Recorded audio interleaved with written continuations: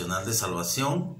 Es un gran privilegio poder saludarles por este medio y solamente quiero leerles un pasaje de la Escritura en la primera epístola de Pedro, capítulo 2 y verso 5, que dice: vosotros también, como piedras vivas, sed edificados como casa espiritual y sacerdocio santo, para ofrecer sacrificios espirituales aceptables a Dios por medio de Jesucristo.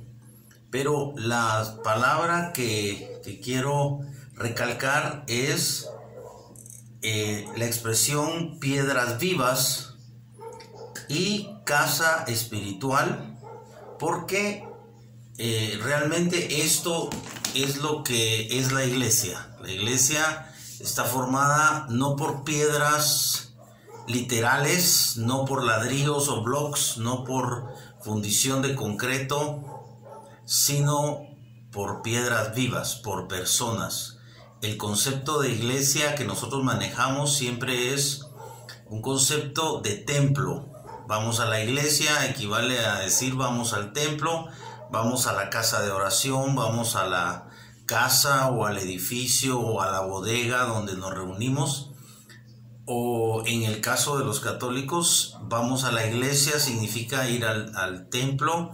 Hay templos católicos hermosísimos, en Europa sobre todo, de diferentes estilos, de estilo gótico, de estilo renacentista, de rococó, de barroco.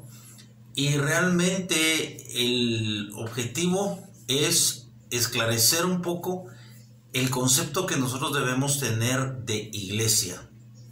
Recordemos que la palabra iglesia viene del griego y del latín eclesia, que quiere decir asamblea.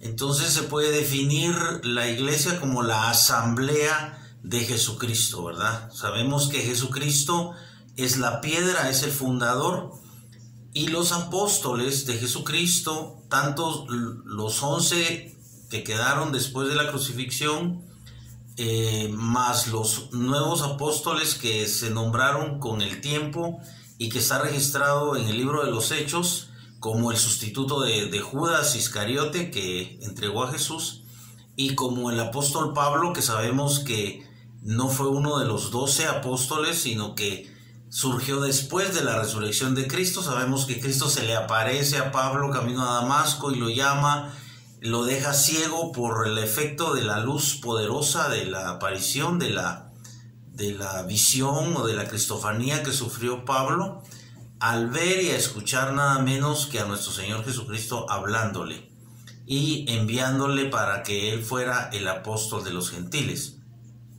Nosotros sabemos que definitivamente el concepto de iglesia debe ser el de las personas.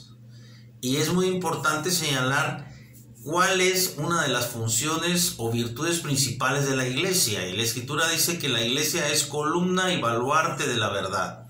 Entonces es columna porque quiere decir que sostiene la verdad.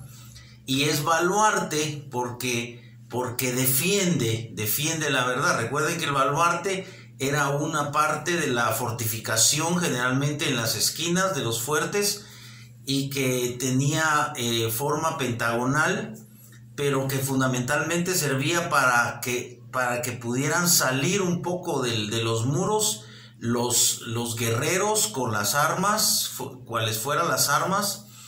Obviamente en la época de las flechas y los arcos y flechas o lanzas, y en la época ya de las ametralladoras, los baluartes siempre sirvieron para poder enfrentar al enemigo más de cerca.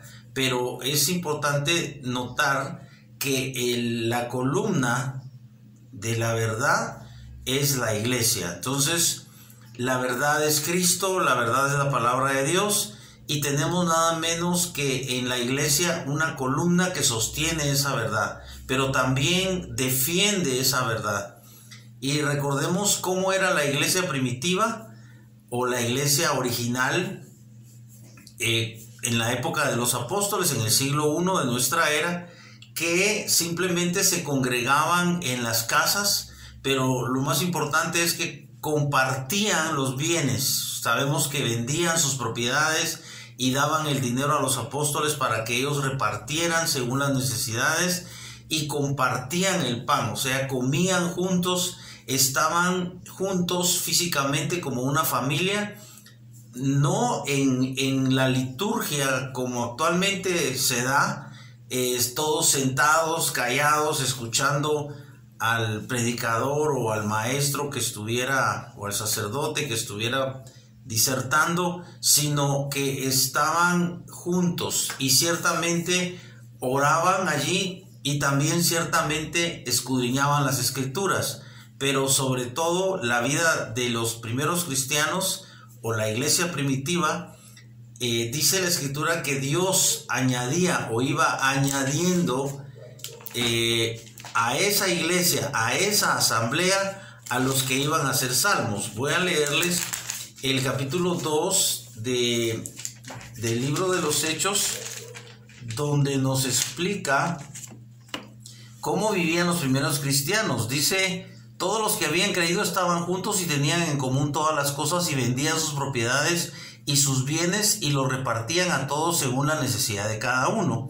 Y perseverando unánimes cada día en el templo y partiendo el pan en las casas, comían juntos con alegría y sencillez de corazón, alabando a Dios y teniendo favor con todo el pueblo. Y el Señor añadía cada día a la iglesia a los que habían de ser salvos.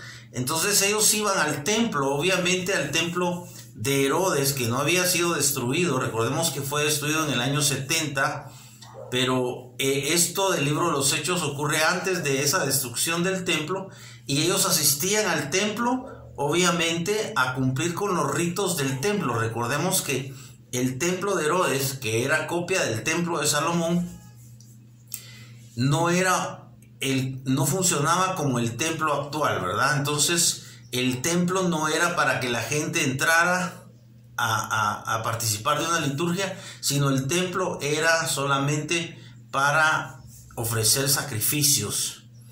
También podía servir para orar, pero realmente el templo era un lugar de completo silencio. No era un lugar como actualmente existe, donde hay música electrónica, etcétera. El templo era básicamente para ofrecer los sacrificios, y sabemos que el sumo sacerdote solo podía entrar al lugar santísimo una vez al año. Entonces, lo que quiero dejar claro es que debemos cambiar nuestro concepto acerca de la iglesia, y ya no decir vamos a la iglesia, sino vamos con la iglesia, vamos donde está la iglesia. Si la gente que son los redimidos, los salvos por la fe en Jesucristo, vienen y se reúnen acá conmigo, aquí está la iglesia. Y si yo voy a otro lugar, donde sea una casa, un edificio o al aire libre, entonces allí está la iglesia. La iglesia está donde está la gente. El templo solamente sirve para evitarnos estar a la intemperie, la lluvia, el calor o el frío excesivo, el aire, pero el concepto de iglesia debe usarse adecuadamente según la escritura, y es que está formado por piedras vivas. Cada persona es una piedra viva y va siendo estructurada sobre la piedra fundamental. Pablo dice que él es el arquitecto y que él puso el fundamento, el cual es Cristo. Ese fundamento es un fundamento divino. La piedra angular es Jesucristo. La base de la iglesia no es Pedro mismo, porque Pedro era humano y murió, y no resucitó ni fue glorificado el que murió, pero fue resucitado y fue glorificado es Jesucristo. La base, el fundamento sobre el cual se edifica la iglesia es Jesucristo, y sobre ese fundamento se va edificando las vidas de las personas que vienen a la fe de Cristo, vienen al conocimiento del Hijo de Dios, aceptan a Jesucristo como su Señor, reconocen sus pecados, se arrepienten y permiten o piden a Dios que se dé el milagro del nuevo nacimiento. Así que voy a terminar esta mañana con una pequeña oración, pidiendo a Dios que Él sea el que edifique nuestras vidas. Señor Jesús, te damos gracias sobre todo aquellos que todavía no te han aceptado o recibido como Señor y Salvador. Te ruego que puedan abrir su corazón, y los que ya somos de tu familia, que somos tus hijos, que realmente podamos ser edificados, como dice tu palabra, como piedras vivas, como casa espiritual, como casa de Dios verdadera, para morada tuya, para morada de Dios en el Espíritu Santo. En el nombre de Jesús. Amén.